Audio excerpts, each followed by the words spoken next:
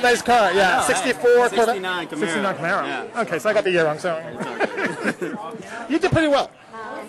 You know, I was myself, and I told you when I came into this house, I was like, you know, I'm just gonna play how I play my life, cool, and then hopefully it works out. If it doesn't, whatever, you know. So Any thoughts of what you would do differently?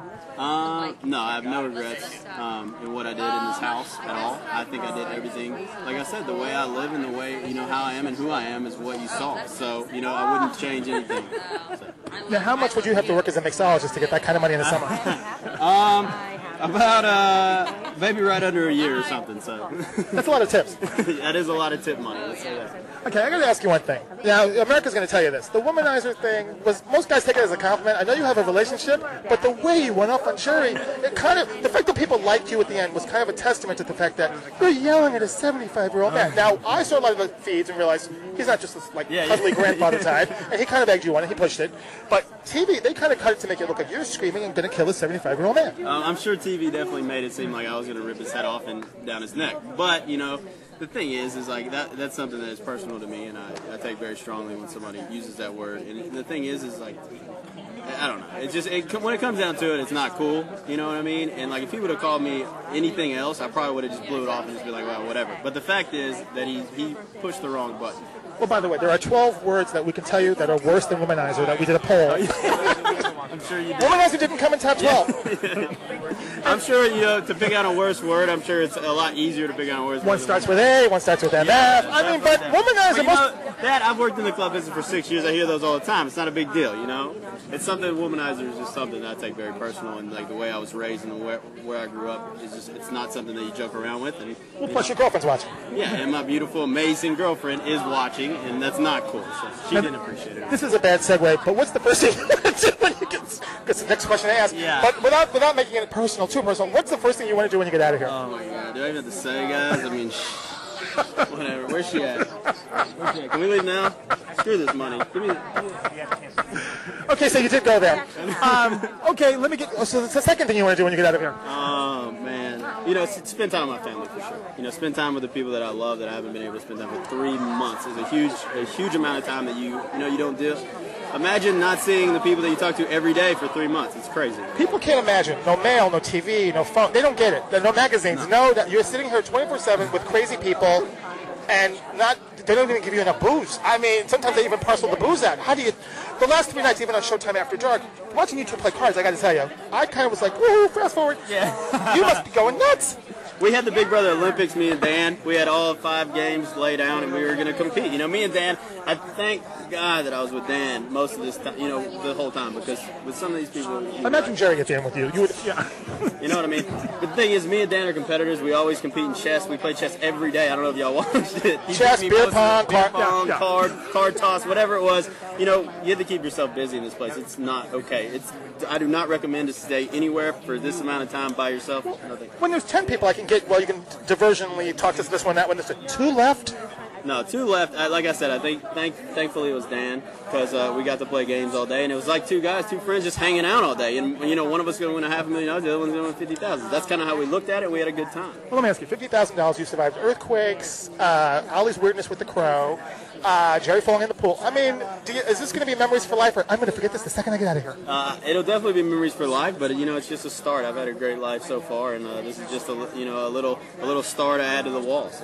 Can I ask you? You started out very slowly to the point of I almost thought, why'd they cast this guy? I mean, okay, he's attractive and everything, but what does he bring to the table? And Diane goes, well, he's kind of funny, quirky in a way. So Diane, who I work with, goes, they're not showing the real him yet. 3rd week, you went into the diary room, and I came in the next day, and I said, he is the funniest diary room ever. You had this deadpan way of rolling your eyes and saying stuff. I said, this guy needs a sitcom, and I kept writing this every week. Is this a natural thing? Were you playing it up for the camera? I wasn't playing anything up for the camera. What you see is what you get. Obviously, you know, if you meet me for the first time, you might be like, all right, this guy's, you know, kind of quiet. You get a beer in me or something. It's just like when you go out, you know, a lot of people that meet me are like, oh, man, this is a cool guy, but he seems kind of quiet. You're that guy. 2 beers, you were. And then all of a sudden, you know me for a week, and you're like, all right, this guy's hilarious. You know, I don't think I'm that funny. But you know, the thing is you're in here. Sometimes, you know, they wake you up at weird hours to be like, hey, come in the DR, and you're like, are you serious? They did that to you intentionally because you did diary room stuff. I wish I had a list of them. Stuff that we want to put on a tape. the rolling your eyes, the comments about Jerry, the stuff about how Jesse was so stupid. I mean, it was just criminally funny. Like, give this boy a sitcom. He's so funny. And where'd it come from? Because like the first couple of weeks, it was like, why did they cast him? I didn't know. Maybe they didn't show everything the first week because there was some funny stuff I did say about Keisha. I don't know where she's at, but I had to tell her because I know she's probably gonna watch it. But one of the big things I had to do a post for her because I thought she was a porn star when I first walked in the house.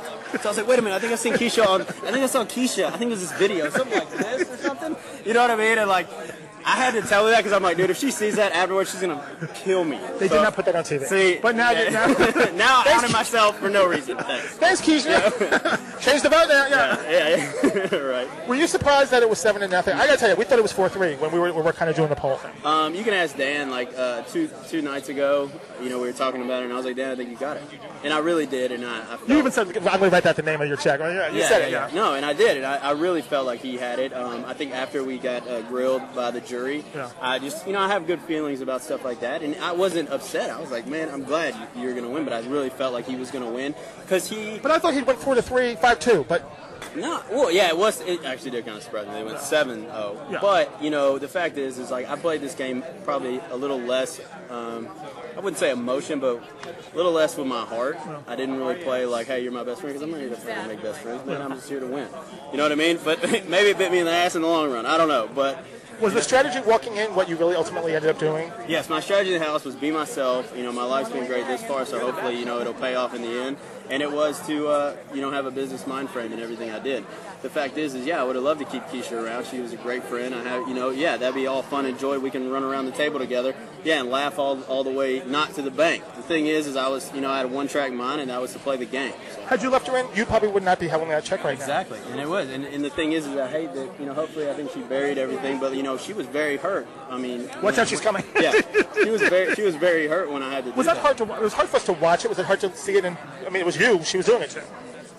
Who? When Keisha, when she left. When she left and said, oh, yeah. I don't even want to speak to you. I'm going to speak to Dan. No, it was hard because, Dan's not as innocent as he looks. He played a big part in. His hands were very dirty. Yeah. And we had a very, I took a lot of the brunt of it. And it was hurt because it hurt a little bit because she was a good friend, and I think she is a great. She did say tonight that I think you felt like she was like your little brother. Yeah. So I hope she really does.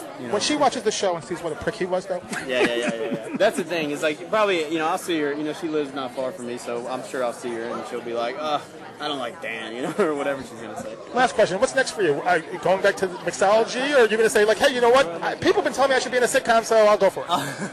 I did that whole modeling thing on the East Coast for a long time, and I'm kind of done with that.